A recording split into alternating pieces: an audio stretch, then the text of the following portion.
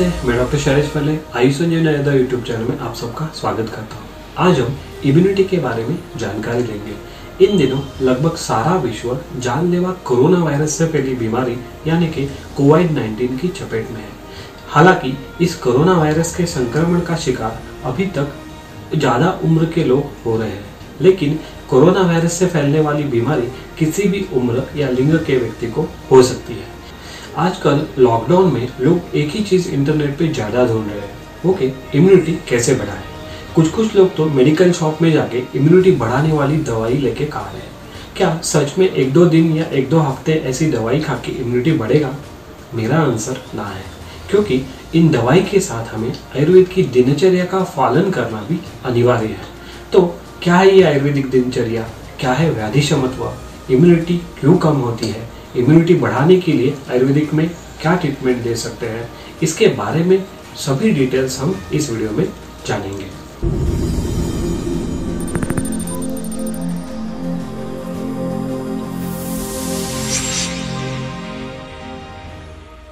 दोस्तों, अभी तक आपने हमारा आयुष संजीवनी आयुर्वेदा यूट्यूब चैनल अभी तक सब्सक्राइब नहीं किया है तो आप उसे सब्सक्राइब कर सकते हैं। इम्यूनिटी के बारे में, आयुर्वेदिक कंसेप्ट के बारे में पहले हम जानकारी लेंगे। आयुर्वेद शास्त्र को 5000 साल का इतिहास है। आयुर्वेद शास्त्र के प्रयोजन के बारे में आचार्य चरक कहते हैं कि प्रयोजन चास्य स्वास्थ्य स्वास्थ्य रक्षणम अतुरस्य विकार प्रशमनम, यानी कि स्वस्थ व्यक्ति के स्वास्थ्य की रक्षा करना और रोगी के व्याधि का नाश करना, इसीलिए ही आयुर्वेदा का प्रयोजन हो गया है। आयुर्वेद शास्त्र के अनुसार स्वस्थ व्यक्ति किसे कहते हैं? समदोष समाग्नि समधातु मलक्रिया प्रसन्न आत्मा इंद्रिय मन स्वस्थ इत्यभिधीयते। इस बारे में आचार्य सुश्रुत कहते हैं कि जिस व्यक्ति के त्रिदोष यानी वात, पित्त और कफ, अग्नि यानी मेटाबॉलिज्म, सप्त धातु यानी रस, रक्त, मांस, मेद, अस्थि, मज्जा और शुक्र धातु, इसके साथ मल क्रिया यानी एक्सक्रीटरी सिस्टम समावस्था में हो यानी नॉर्मल हो, उसके साथ ही उसका आत्मा, पंचेंद्रिय और मन भी स्वस्थ हो, तो उसे स्वस्थ पुरुष भी कहते हैं। हमारे शरीर में हम जब सात्विक और षड्रसात्मक आहार लेते हैं तो उसे हमारी जठराग्नि पाचन करती है, उससे आहार रस बनता है। यह आहार रस हमारे उत्तरोत्तर शरीर के सप्त धातु यानी रस, रक्त, मांस, मेद, अस्थि, मज्जा और शुक्र धातु का पोषण करता है, और इन्हीं सभी धातुओं के पोषण से शरीर में ओज बढ़ता है। आयुर्वेद शास्त्र के अनुसार ओज ही व्याधि क्षमत्व है। इसका एक सिंपल एग्जाम्पल मैं हमेशा पेशेंट को देता हूँ।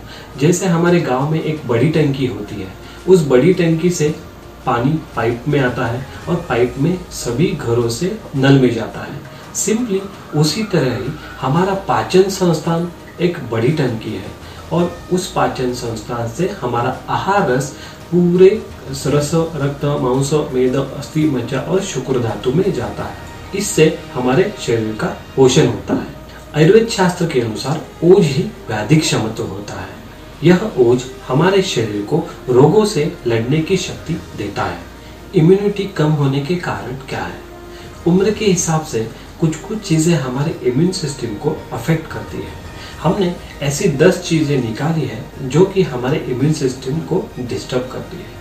First, unhealthy food, example sugar. जो आहार शरीर के दोषों का पोषण नहीं करते और न्यूट्रिशन रहित हो, वो आहार हमें लेना ही नहीं चाहिए। एग्जाम्पल के तौर पे अगर हम देखेंगे तो रिफाइंड शुगर। रिफाइंड शुगर जो कि हमारे WBC सेल्स की जर्म सेल को किल करने की क्षमता होती है, उसे कम करती है। इसका असर हमारे इम्यूनिटी पे होता है।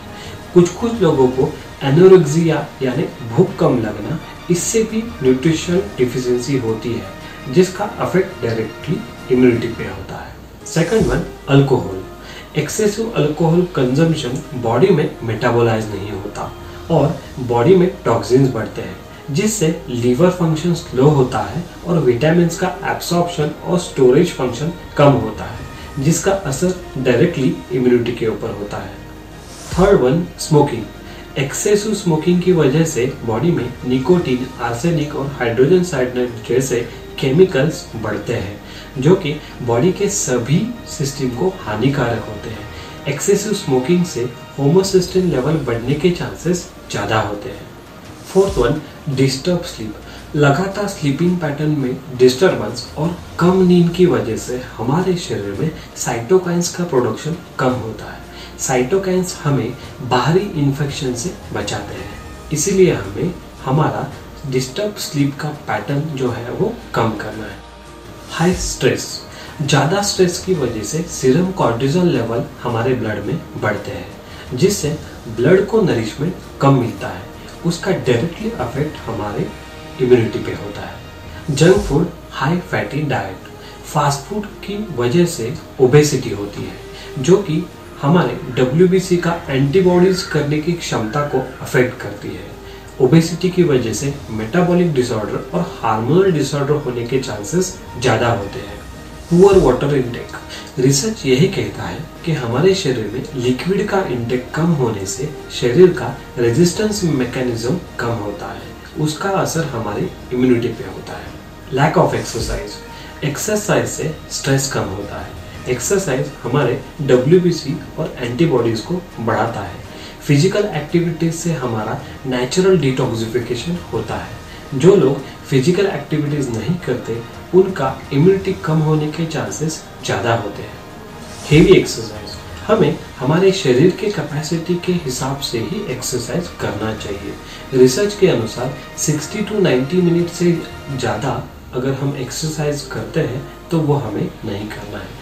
ज़्यादा एक्सरसाइज होने की वजह से सीरम कॉर्टिसोल और सीरम एड्रेनालिन लेवल बढ़ते हैं, जिससे हमारा इम्यून सिस्टम टेम्पररी कम होता है। क्रोनिक मेडिकेशंस, ज़्यादा दिनों से चलने वाले मेडिकेशंस की वजह से भी हमारा इम्यूनिटी कम होता है। एग्जाम्पल के तौर पे अगर हम देखेंगे तो ज़्यादा एंटीबायोटिक यूज़ करना, हिपैटोनेफ्रोटॉक्सिक ड्रग्स का ज़्यादा यूज़, स्टीरॉयड्स, इसकी वजह से भी हमारी इम्यूनिटी कम होती है। इम्यूनिटी कैसे बढ़ाएं? इम्यूनिटी बढ़ाने के लिए हमें आयुर्वेद ने बताई हुई स्वस्थ की परिभाषा को पालन करना चाहिए। स्वस्थ रहने के लिए हमें आयुर्वेद ने बताए हुए सभी नियमों का पालन निरंतर करना चाहिए। मैंने निरंतर शब्द यूज किया है, वो ध्यान में रखना है। पहला, षड्रसात्मक आहार। हमें स्वस्थ रहने के लिए आहार षड्रसात्मक लेना चाहिए, यानी उस आहार में मधुर, अम्ल, लवण, कटु, तिक्त, कषाय, इन सभी रसों का खाना अनिवार्य है। हमारा खाना सात्विक होना चाहिए और वह भी हमारे प्रकृति के अनुसार हमें वो लेना चाहिए, जिससे हमारे सप्त धातु का पोषण अच्छी तरह से होगा और हमारा ओज भी बढ़ेगा। Second one, exercise. Daily exercise practice से फिजिकल और मेंटल स्ट्रेस बढ़ती है, जो कि हमारे लंग्स और अल्वियोलाई से बैक्टीरिया को फ्लश आउट करती है। योगा, डेली योगा प्रैक्टिस से हमारे हार्मोनल इम्बैलेंस कम होता है और अल्टीमेटली इम्यून सिस्टम पे अच्छा असर होता है। प्राणायाम करने से रेस्पिरेटरी ट्रैक्ट में से टॉक्सिन्स लिम्फेटिक ड्रेनेज में ड्रेन आउट होते हैं, इससे इम्यूनिटी बढ़ने के लिए हेल्प होती है।